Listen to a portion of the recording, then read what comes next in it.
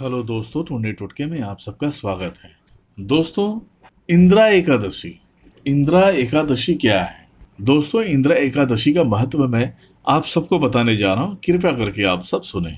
युधिष्ठिर ने श्री कृष्ण भगवान से पूछते हैं, हे मधुसूदन, कृपया करके मुझे यह बताइए कि अश्विन के कृष्ण पक्ष में कौन सी एकादशी होती है? भगवान श्री कृष्ण बोले, हे राजन, अश्विन गुजरात महाराष्ट्र के अनुसार भाद्रपद कृष्ण पक्ष में इंदिरा नाम की एकादशी होती है। उसके व्रत के प्रभाव से बड़े बड़े पापों का नाश हो जाता है।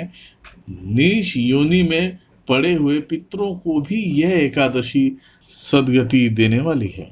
राजन, पूर्व काल की बात है। सतयुग में इंद्रसेन नाम से विख्यात एक राजकुमार थे, जो महिष्मतीपुरी के राजा होकर धर्मपूर्वक प्रजा का पालन करते थे। उनका यश सब ओर फैल चुका था। राजा इंद्रसेन भगवान विष्णु की भक्ति में तत्पर हो गोविंद के मोक्षदायक नामों का जाप करते हुए समय व्यतीत करते थे और विधि पूर्वक अध्यात्म तत्व के चिंतन में संलग्न रहते थे। एक दिन राजा राजसभा में सुखपूर्वक बैठे हुए थे। इतने में ही देव ऋषि नारद आकाश से उतरकर वहां आ पहुंचे। उन्हें आया हुआ देखकर राजा हाथ जोड़कर खड़े हो गए और विधि पूर्वक पूजन करके उन्हें आसन पर बिठाया। इसके बाद वे इस प्रकार बोले, हे मुनि श्रेष्ठ, आपकी कृपा से मेरी सर्वथा कुशल है। आज आपके दर्शन से मेरी संपूर्ण यज्ञ क्रियाएं सफल हो गई। हे देवर्ष, अपने आगमन का कारण बताकर मुझ पर कृपा करें। नारद जी ने कहा, हे नृप श्रेष्ठ, सुनो मेरी बात, तुम्हें आश्चर्य में डालने वाली है। मैं ब्रह्मलोक से यमलोक में गया था।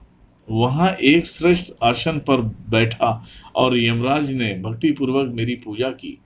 उस समय यमराज की सभा में मैंने तुम्हारे पिता को भी देखा।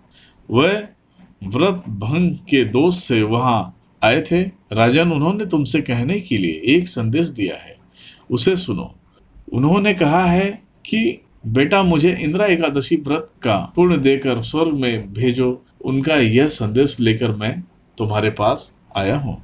राजन, अपने पिता को स्वर्ग लोक की प्राप्ति कराने के लिए इंदिरा एकादशी का व्रत करो। राजा ने कहा, भगवान, कृपा करके इंदिरा एकादशी का व्रत बताइए। किस पक्ष में, किस तिथि और किस विधि से यह व्रत करना चाहिए?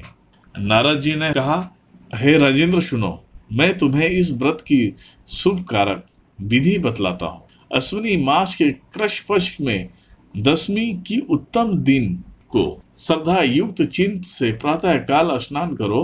फिर मध्य काल में स्नान करके एकाग्र चिंत होकर एक समय भोजन करो तथा रात्रि में भूमि पर सो। रात्रि के अंत में निर्मल प्रभात होने पर एकादशी के दिन दातून करके मुंह धो। इसके बाद भक्ति भाव से मंत्र पढ़ते हुए उपवास का नियम ग्रहण करो।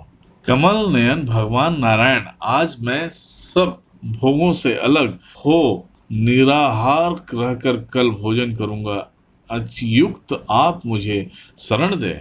इस प्रकार नियम करके मध्य काल में पितरों की प्रसन्नता के लिए सालग्राम शिला के सम्मुख विधि पूर्वक श्रद्धा करो तथा दक्षिणा से ब्राह्मणों का सत्कार करके उन्हें भोजन कराओ। पितरों को दिए हुए अन्नमय पिंड को सूंघकर गाय को खिला दो।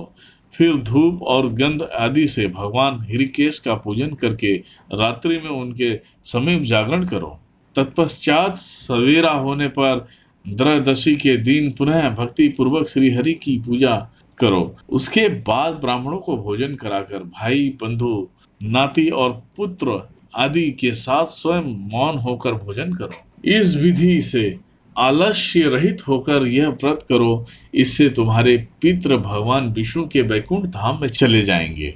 भगवान श्री कृष्ण कहते हैं, हे राजन, राजा इंद्रसेन से ऐसा कहकर देव ऋषि नारद अंतर्धाम हो गए।